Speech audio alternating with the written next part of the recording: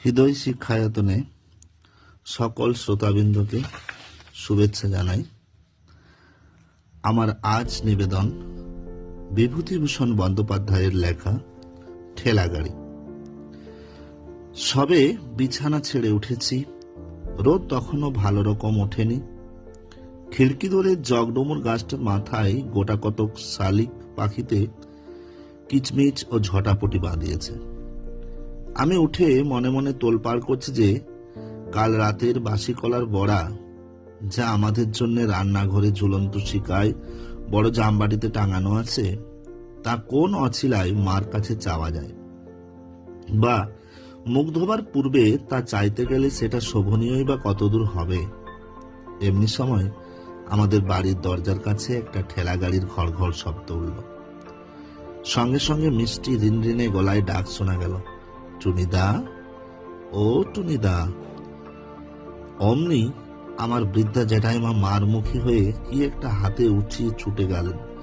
সকালবেলা জুটলে এসে এখনো কাক পক্ষীর ঘুম ভাঙেনি, এমনি এলে ছেলেটাকে নিয়ে বার করে নিয়ে যেতে। সকাল নেই, সন্ধে নেই, দুপুর নেই, সবসময় ঘর ঘর ঘর ঘর শব্দ। যাই দেখি একবার হরবাঙ্গুলির কাছে, বলি, ছেলেটাকে যে দিন নেই রাত নেই গাড়ি ঘর ঘর করে বেড়াতে দিচ্ছে, ওর পরকালটা যে ঝরঝরে হয়ে গেল।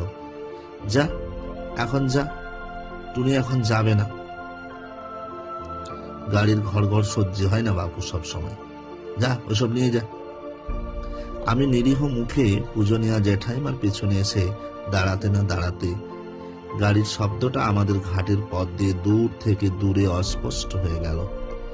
তারপর হাত মুখ ধুতে গিয়ে খিড়কি দোরের কাছে মৃদু শব্দ কানে এলো, ও টুনিদা। আমি একবার পিছন ফেলে জ্যাঠাইমার অবস্থিতির স্থান ও তার দৃষ্টির গতির দিক নির্ণয় করে নিয়েই ঝট করে খিড়কি দোরটা খুলে বার হয়ে এলুম। সকালের পদ্মের মতো নির্মল, প্রফুল্ল, তরুণ নরু হাসি ভরা ডাগর চোখে দাঁড়িয়ে আছে। আসবি নে টুনিদা? এই উঠলাম যে, এখনো মুখ ধুইনি, খাবারও খায়নি, বাড়ির মধ্যে আয় না। নরু চোখের ইশারায় দেখিয়ে দিয়ে বলল, কোথায়? কিচ্ছু বলবে না জ্যাঠাইমা, আয় তুই। উত্থাপিত প্রস্তাবে সে মনে প্রাণে যোগ দিতে সক্ষম হলো না। তুই আয়, মুখ ধুয়ে। আমি চালতে তলায় আছি গাড়ি নিয়ে, চড়বি তো টুনিদা? দুজনে মিলে পাড়ায় বেরিয়ে গেল। তেঁতুল তলায় খেলার জায়গায় খুব ভিড়। মুখুজ্জি পাড়ার কোনো ছেলে আর বাকি নেই। নরু হাসি মুখে বললে, আয় পটুদা, নিতাইদা, আমি গাড়ি এনেছি দেখ। ঠিক সময়টা আসেনি, আয় চড়। গাড়ি একাই নরু টানবে। চড়ল সকলেই। পটু বললে, দুপুরবেলা আমাদের বাড়ি যাবি নরু? নরু ঘাড় নেড়ে অসম্মতি জানালে। পটু বললে, যাস তুই, সেদিন যে একেবারে কাকার সামনে গিয়ে পড়েছিলি, তা কি হবে? নরু বললে, আমি আর যাচ্ছি নে তোমাদের বাড়ি। তোমার কাকা সেদিন একেবারে মারতে মারতে বললে, রোজ রোজ গাড়ি ঠেলে বেড়ানো বার করছি, আমি না পালালে সেদিন মার খেতুম ঠিক, যদি এরপর গাড়ি কেড়ে রাখে। সেখান থেকে দুজনে গিয়ে পথের ধারে বড় জামতলায় ছায়ায় বসে গল্প করলাম। রোজই কত গল্প হতো। এরপরে কে কি হবে তাই নিয়ে গল্প। খোকার এত ভবিষ্যৎ ভেবে দেখবার বয়স হয়নি। সে এরপরে কি হবে এত গুছিয়ে বলতে পারে না। খাপছাড়া ভাবে উত্তর দেয়, বলে, সে নৌকোর মাঝির সর্দার হবে, রেলগাড়ির ইঞ্জিন চালাবে, স্টিমার যারা চালায় তাদের কি বলে তাও হতে চায়। আমি আমার সমবয়সী ছেলেদের তুলনায় একটু অকাল্প। বললাম, আমি ভাই সাহেব ডাক্তার হব, মহকুমার হাকিম হব। ছেলেবেলায় সে রৌদ্রে ঘুরে রাঙা মুখে বাড়ি ফিরত। বাবা যেদিন বসে সেই দিকে না গিয়ে চুপি চুপি অন্য দিক দিয়ে বাড়ি ঢোকে। মা বলতো, ওরে দুষ্টু, তুমি সেই বেরিয়েছ কোন সকালে, আর এই দুপুরে ঘুরে এলে এখন তুমি? খোকা বলে, চুপ চুপ, না, আমি তো এই ওদের বাড়ির জামতলায় চুপটি করে বসে বসে খেলা করছিলাম, আমি আর টুনিদা। কোথাও তো যায়নি মা। সত্যি? কি জানি কেন ওকে বড় ভালোবাসতুম। গ্রামের সকল ছেলের চেয়ে ওর মুখে চোখে কথায় কি মোহ যে ছিল। সারা দিনটির মধ্যে একবার অন্তত ওর সঙ্গে না দেখা হলে পারতুম না। খোকাও আমার বাড়ি না হয়ে পাড়ার অন্য কোথাও বেরোতো না। এক একদিন আমাদের বাড়ির সামনের জামতলা দিয়ে সে গাড়ি ঠেলে নিয়ে বাড়ি ফিরে যায় দুপুরের আগেই। আমার দিকে চেয়ে বলে, এত দুষ্টু এই নিতাইটা। এত করে বললুম গাড়ি চড়তে, আয় তোকে ঠেলে গয়লাপাড়ে ঘুরিয়ে আনি, তা কিছুতেই চললো না। বললে মা বকবে। তেল আনতে যাচ্ছি, আয় চড়বি টুনিদা। আমাদের পাড়ায় কেউ চললে না। কখন থেকে ঘুরে বেড়াচ্ছি, সব যা দুষ্টু। আসবি টুনিদা? খোকার চোখের মিনতি ভরা দৃষ্টি তখনকার দিনে আমার এড়াবার সাধ্য হতো না কোনো মতে। আমি চড়তুম মহা খুশির সঙ্গে। খোকা চৈত্র বৈশাখের মধ্যাহ্ন সূর্যকে উপেক্ষা ও অবজ্ঞা করে গাড়ি ঠেলে বেড়াত। সূর্যও প্রতিশোধ নিতে গিয়ে ওর কচি মুখ রাঙিয়ে দিতেন, ঘামে কাপড় ভিজিয়ে দিয়ে ছাড়তেন। তার বয়স অল্প ও দেহ অত্যন্ত ক্ষীণ ছিল বলে পাড়ার কোনো ছেলের সঙ্গে সে পেরে উঠত না। সকলের কাছে তাকে অবিচার সহ্য করতে হতো। দুর্বলের প্রতি সবলের অধিকার তার উপর নির্বিবাদে জারি করত সকলে। সেদিনটা ছিল ভারী গরম। চৈত্র বৈশাখের দিন। গ্রামের পথের ধুলোতে আগুন হয়েছে। পঞ্চাননতলায় বারোয়ারির আসর সাজানো, বাঁশের মাচা বাঁধা। সবাই কাজে সকাল থেকেই সন্ধ্যা পর্যন্ত খাটছে। বড় পিটুলি গাছতলাটায় তার ঠেলা গাড়ির ঘর ঘর আওয়াজ উঠল। অনু বললে, ওই নরু আসছে। পিছনে পরম সঙ্গী কেরোসিনের ঠেলা গাড়িটা টেনে নরু হাজির। বাঁধা আসরের দিকে এসে আঙুল দেখিয়ে বলে, যাত্রা কবে বসবে রে টুনিদা?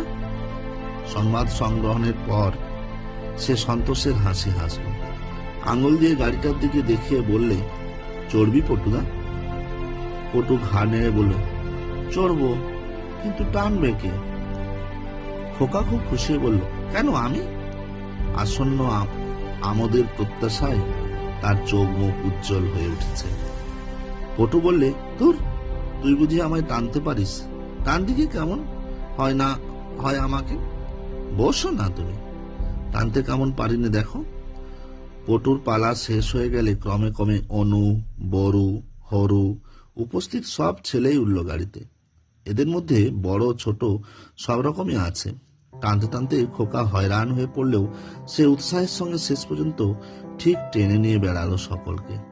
সকলের শেষ হয়ে গেলে সে হেসে সকলের মুখের দিকে চেয়ে বললে, আমায় একটু এবার টানো। সকলের মুখ চাই শুরু হলো।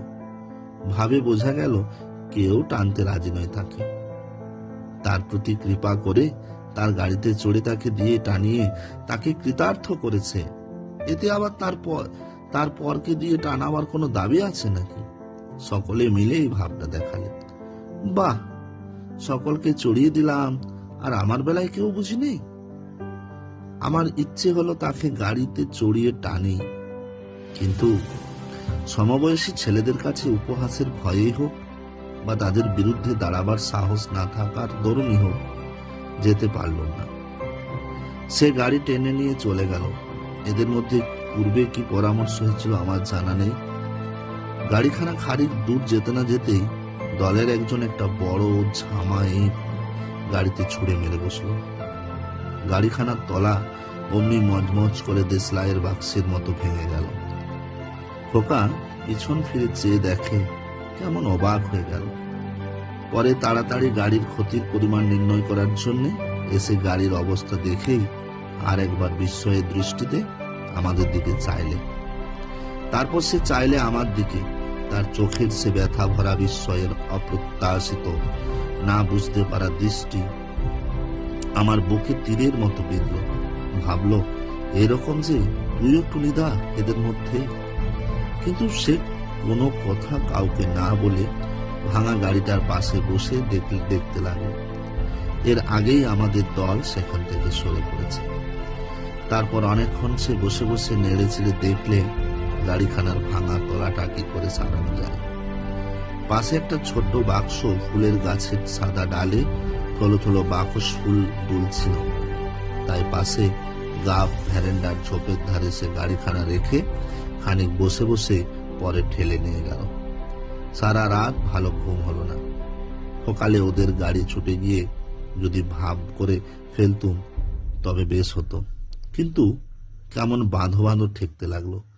খোকা রোজ সকালে আসে, সেদিন এলো না। অভিমানী ভুল বুঝেছে আমায়। 2-3 দিন করে সপ্তাহ খানেক কেটে গেল। অল্পদিন পরেই আমি বাড়ির সকলের সঙ্গে মামার বাড়ি চলে গেলুম ছোট মাসিমার বিয়েতে। ফিরতে হয়ে গেল 8-10 মাস। খোকাকে ফিরে এসে আর দেখিনি। আগের পৌষে মাসে যে হুপিং কাশিতে মারা গিয়েছে।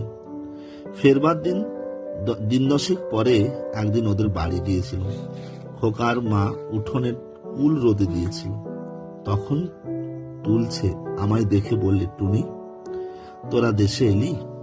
আমি কোনো কথা বলবার আগেই তার মা হাও হাও করে কেঁদে উঠল।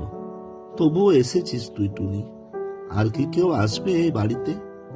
খোকা যে আমায় ফাঁকি দিয়ে চলে গিয়েছে রে। বস বস, বাতাবি নেবু পাকা ঘরে আছে, কেটে দেব। খাবি নুনঝি? ওই পেকে পেকে থাকে, কেউ তো খায় না। খোকা কত খেত। খা না বসে বসে। শরতের অপরাহ্ন, নির্বেগ নীল আকাশের তলায় অবসন্ন বৈকালের রৌদ্রে ডানা মেলে কি পাখি উড়ে চলেছে। কার্নিস ভাঙা ছাদের ফাটলে কোথায় ঘুঘুর ডাক। উঠানে ছায়া স্নিগ্ধ, বাতাস শুকনো, কুলের গন্ধে ভরপুর। খোকার সেই ঠেলা গাড়িখানা দেখলুম, কাঠের মাচার নিচে তোলা আছে দাড়িটা পর্যন্ত। অনেকদিন গাড়িটাতে কেউ হাত দেয়নি।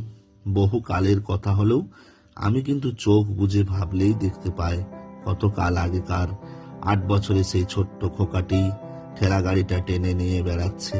নির্জন দুপুর, ঘুঘুর ডাকের মধ্যে বাড়ি থেকে বেরিয়ে পালেদের জামরুল বাগানের ছায়ায় আমাদের বড় মাদার গাছটার তলাকার পথ দিয়ে রাঙা মুখে আশা ও আনন্দ ভরা উজ্জ্বল চোখে সে তার কেরোসিন কাঠের গাড়িখানা টেনে টেনে আসছে। নারকেল তলাবে, পটুদের বড় দোখোলা আম গাছটার তলাবে। যেতে যেতে ক্রমে তার মূর্তি মাইতি পুকুরের মোড়ের পথে সুপুরি গাছের সারির আড়ালে অদৃশ্য হয়ে যায়। নমস্কার সকলকে।